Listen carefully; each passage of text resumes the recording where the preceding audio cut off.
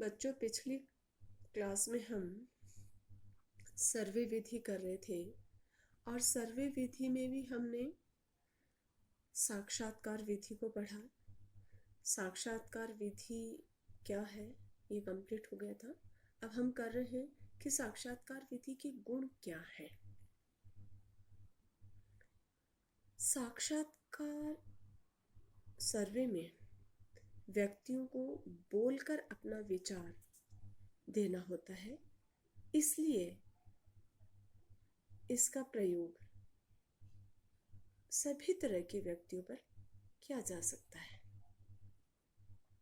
दूसरा पॉइंट है, इस सर्वे में व्यक्तियों को प्रश्नों का उत्तर देने के लिए अधिक से अधिक प्रोत्साहित भी किया जा सकता है,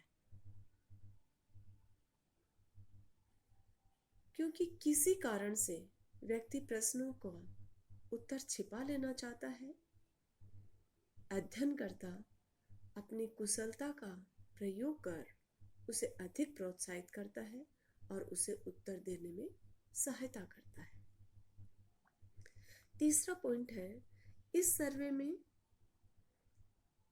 सर्वे की अन्य विधि जैसे डाक विधि, प्रश्नावली विधि की अपेक्षा प्रश्नों का उत्तर देना व्यक्ति जल्दी पूरा कर लेता है।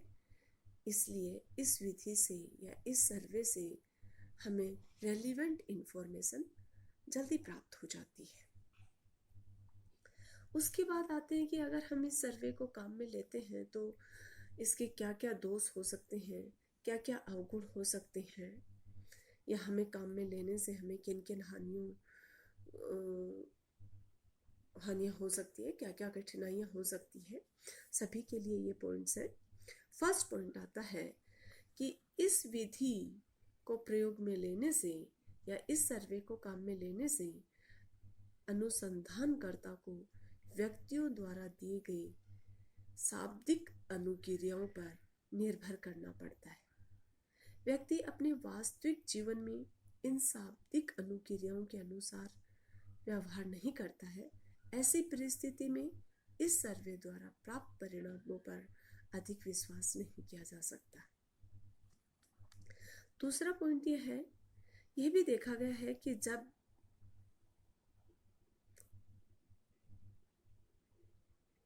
अनुसंधानकर्ता या साक्षात्कारकर्ता मिलकर कोई अध्ययन करते हैं तो उसमें आपस में व्यक्तियों के व्यवहार के बारे में इतनी अधिक विभिन्नताएं पाई जाती हैं कि उनके आधार पर किसी निश्चित निष्कर्ष पर पहुंचना बहुत कठिन हो जाता है।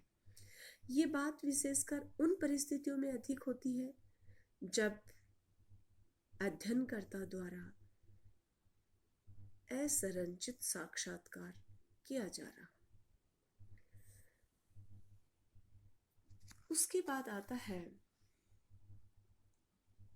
प्रश्नावली विधि या प्रश्नावली सर्वे।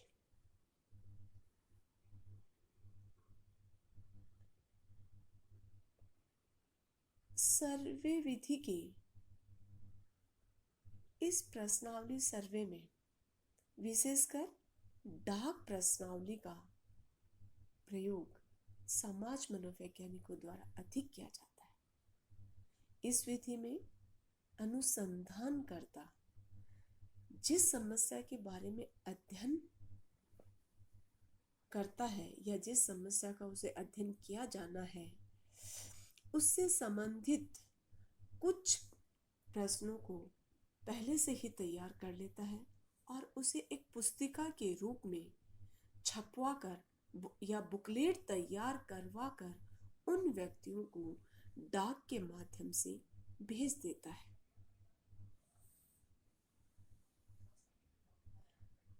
क्योंकि व्यक्तियों का विचार उन्हें प्राप्त करना होता है और वो ऐसी उम्मीद करके भेजता है या ऐसी उम्मीद के साथ भेजता है कि व्यक्ति पुस्तिका या बुकलेट के प्रत्येक प्रश्न को स्वयं पढ़ेगा और उसका उत्तर देकर पुनः अनुसंधानकर्ता को डाक द्वारा लौटा देगा। इस विधि में अध्ययनकर्ता व्यक्तियों के समूह का संरक्षण रैंडमली करता है। इस विधि का प्रयोग महत्वपूर्ण सामाजिक समस्याओं जैसे गरीबी इत्यादि के अध्ययन में किया जाता है। उसके बाद आता है कि डाक प्रश्नावली विधि को काम में अगर हम लेते हैं तो हमें क्या क्या फायदा होगा या इस विधि के क्या क्या गुण हैं।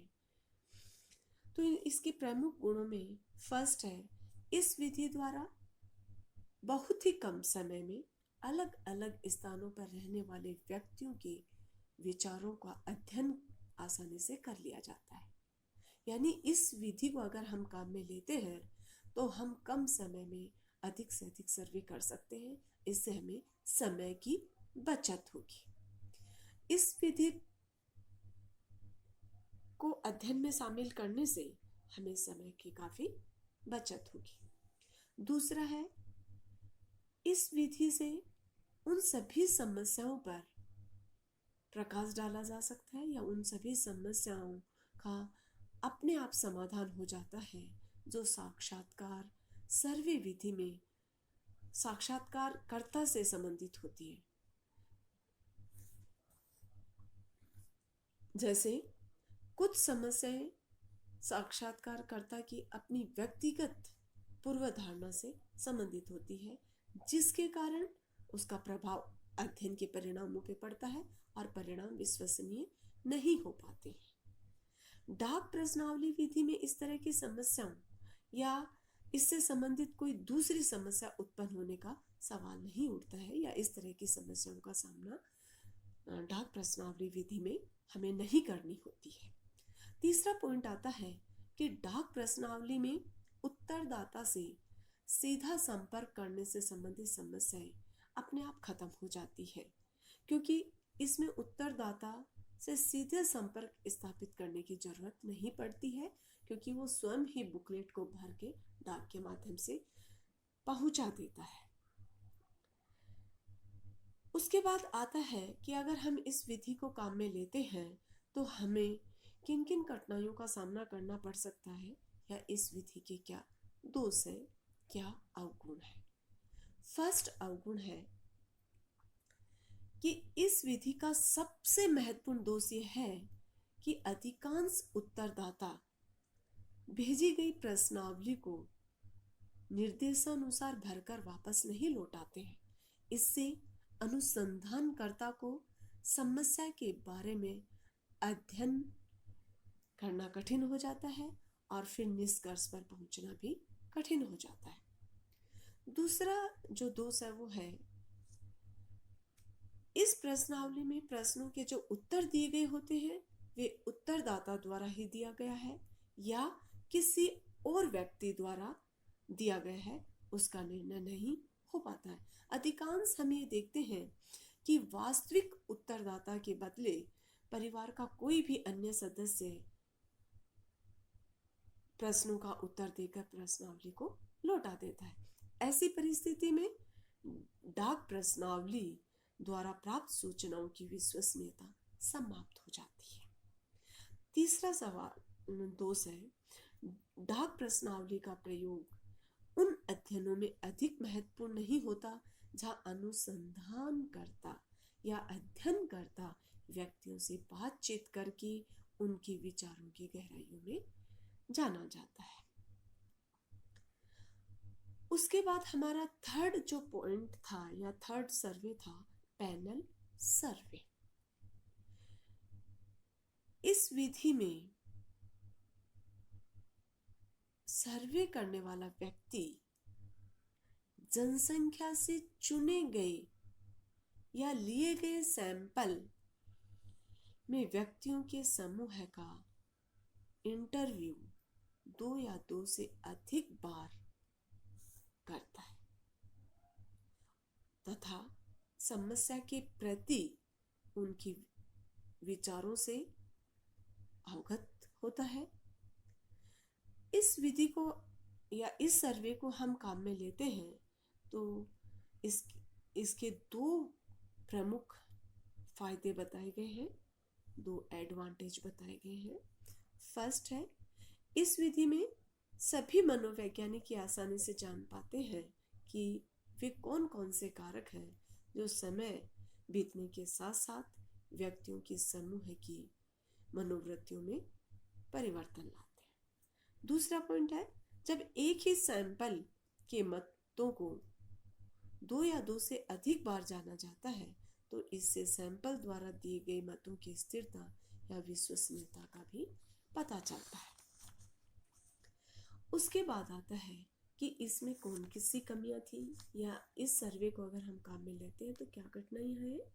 फर्स्ट है, पैनल सर्वे में एक ही सैंपल को अध्ययन में कई बार शामिल किया जाता है, इसलिए ऐसा देखा गया है कि प्रत्येक बार सभी व्यक्ति अध्ययन के लिए कई कारण जैसे मृत्यु या ट्रांसफर, दोबारा अध्ययन में भाग लेने की इच्छा की कमी आदि के कारण उपलब्ध नहीं हो पाते हैं।